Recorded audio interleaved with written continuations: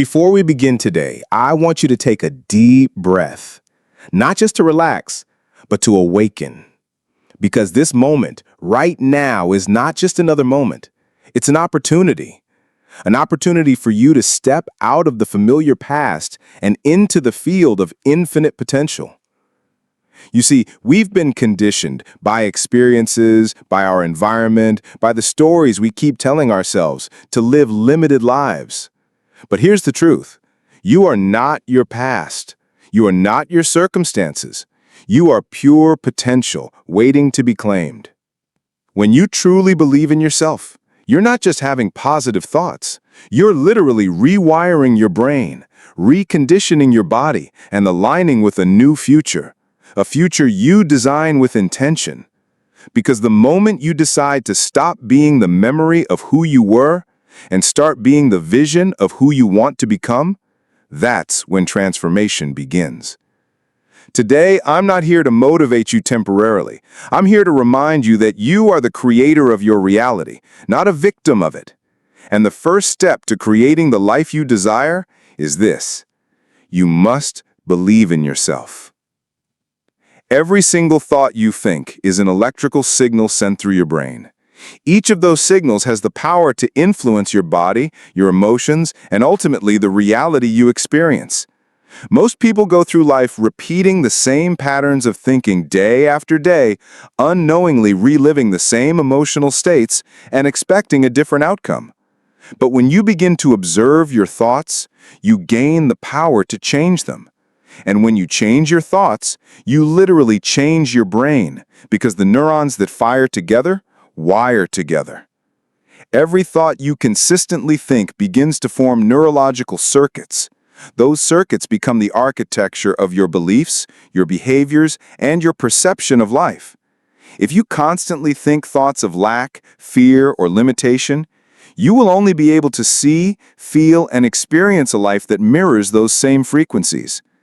Your thoughts send out a signal into the quantum field, and your feelings draw that signal back as an experience.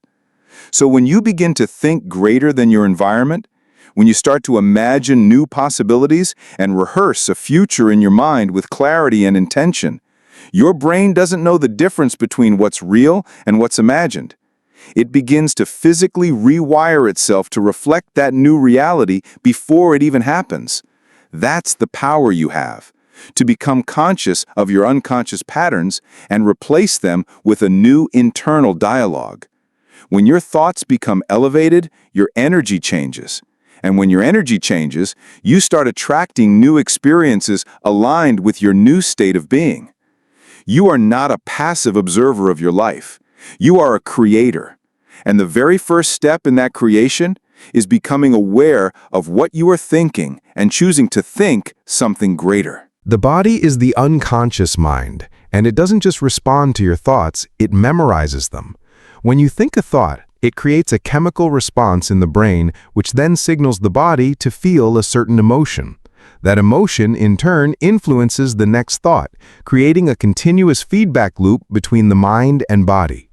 Over time, if you repeatedly think and feel the same way, stress, fear, doubt, your body becomes conditioned to those emotional states even when there's no external cause.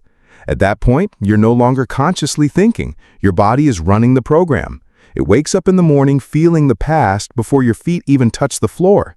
That's how the past becomes your future, because the body has become addicted to familiar emotions. To create a new future, you have to teach your body what it feels like to live there before the evidence appears.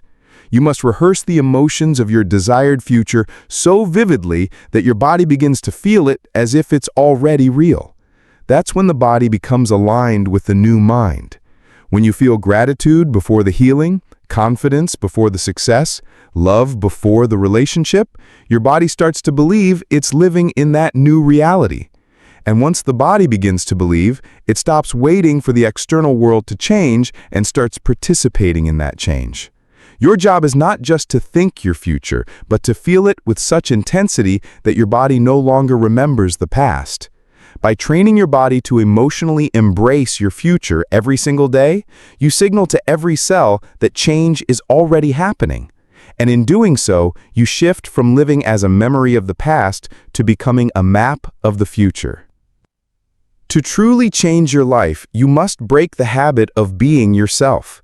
That means becoming aware of who you've been, your automatic thoughts, unconscious behaviors, and memorized emotional patterns, and deciding that you are no longer willing to live by the same script. Most people wake up and immediately think in the same way they did yesterday, feel the same emotions, follow the same routines, and expect something different to happen. But as long as you're thinking, acting, and feeling in the same predictable way, you're creating the same experiences, reinforcing the same personality, and generating the same personal reality. The identity you've built is a collection of habits formed through repetition. That version of you is familiar, comfortable, and even addictive because the body has memorized it so well it can perform it better than the mind. So when you try to step outside that identity, your body resists. It says, this isn't normal. This isn't who we are. That resistance is not a signal to stop. It's a signal that you're stepping into the unknown, and that's exactly where change begins. To break the habit of being yourself, you have to observe your inner world without judgment. Notice the thoughts that lower your energy. Become conscious of the actions that pull you back into the old personality. Interrupt the emotional states that no longer serve you. Then, in the space of awareness, choose a new thought, a new behavior, a new feeling, one that aligns with the future you want to live. It's not easy because it requires repetition, commitment, and intention. But every time you override the old self and act from a greater level of consciousness, you're signaling to your brain and body that a new version of you is being born, one choice at a time. The quantum field is an invisible realm of energy that connects everything in the universe, and it responds not to what we want, but to who we are being. You can hope, wish, and dream for a new life, but if your internal state, your thoughts, emotions, and beliefs, remains rooted in lack, fear, or frustration, then that's the signal you're broadcasting into the field. And that signal is matched not by what you say you desire, but by the frequency you're living on. The field doesn't respond to what you think with your conscious mind. It responds to what you feel with your entire being. If you are emotionally living in your past, you cannot create a new future because your energy is anchored in an old identity. To truly change, you must become a vibrational match to the reality you wish to experience. That means embodying the emotions of your future now, before it happens. If you want abundance, you must feel abundant. If you seek love, you must radiate love. If your vision is health, you must emotionally rehearse what health feels like until your body begins to believe it. When your internal world reflects your desired external world, that's when synchronicities occur, opportunities show up, and life begins to respond in unexpected ways. This isn't magic, it's coherence between your energy and your intention. The moment you become the future you, not just mentally, but emotionally and energetically, you collapse the wave of potential into a particle of reality. The field mirrors your state of being, and the universe begins to organize itself to reflect who you are. That's the true art of manifestation, not from doing, but from being. You don't chase outcomes, you align with them by becoming the version of you who already lives that future. Gratitude is the ultimate state of receivership because it signals to the body and mind that the experience you desire has already happened. When you express gratitude not after something occurs, but before, you are conditioning your body emotionally to believe in a future that has yet to unfold. This is a powerful act of faith and alignment. Most people wait for something outside of them to feel how they feel inside. They wait for success to feel empowered, for healing to feel whole, for love to feel worthy. But that model is based on separation. It's rooted in cause and effect. When you practice gratitude in advance, you're shifting into the quantum model of reality, where you cause and effect by changing your internal state first. The emotional signature of gratitude is wholeness, appreciation, fulfillment. When you feel grateful, you're no longer in a state of lack.